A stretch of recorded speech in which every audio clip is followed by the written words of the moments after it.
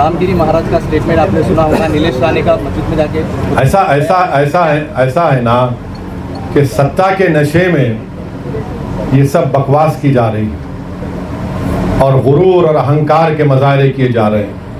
एक बात याद रखिए, आसमान की तरफ देखकर कोई थूकेगा ना तो थूक तुम्हारे नापाक चेहरे पे गिरेगा, आसमान पर नहीं जाता है।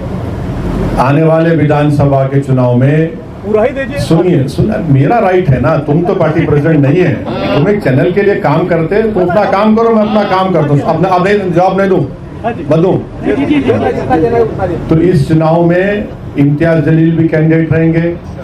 इस चुनाव में इंशाअल्लाह ताला इम्तियाज जलील के साथ मुफ्ती इस्माइल रहेंगे, फारूक शाह रहेंगे और हमारे शोलापुर के फारूक साहब भी रहेंगे और हमारे मुंबई के सदर रईस लश्करिया रहेंगे।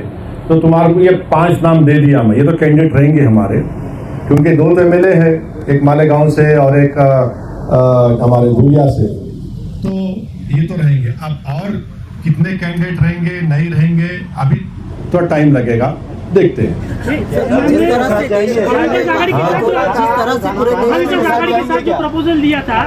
देखिए इम्तियाज जलील साहब महाराष्ट्र के मेरे अध्यक्ष हैं, उन्होंने ये ऑफर दिया है, उन्होंने कहा है कि हमसे बातचीत करो और मेरे ख्याल से कोई बातचीत एक जगह पे अनऑफिशियली भी हुई, अब उनको तय करना है। अब सुन लीजिए, अब क्रॉस क्वेश्चन मत करिए, हम तो बोल चुके, हमारा स्टैंड क्लियर कर चुके हैं, ये उनको तय करना है।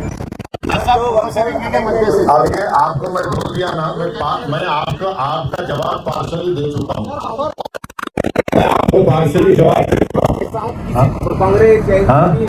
कांग्रेस के साथ हुई मीटिंग या एनसीपी के साथ हुई या शिवसेना के साथ हुई, क्या जलील की मीटिंग हो गई तो साथ जाने नहीं, मीटिंग हुई नहीं हुई, किधर हुई, कहाँ पे हुई, तुम्हारे घर में हुई या मेरे घर में हुई, अब फिर वो सब क्यों बोलना? तुम्हारे को जो जितना हमको बोलना है उतना ही बोलेंगे ना। हाँ नहीं, तुम्हारे घर को आते हैं। हाँ हो गया, चलो आप दूसरा बात करो, दूसरा सवाल करो, हो गया, मैं जवाब दे दिया आपको। और बोलिए सर, जिस तरह से पूरे मुल्क में मुसलमानों को टारगेट किया जा रहा है, एक तरह से मुसलमान खुद को असुरक्षित समझता है, तो क्या मोदी हुकूमत सबका साथ सबका विकास यही दिखाई दे रहा है?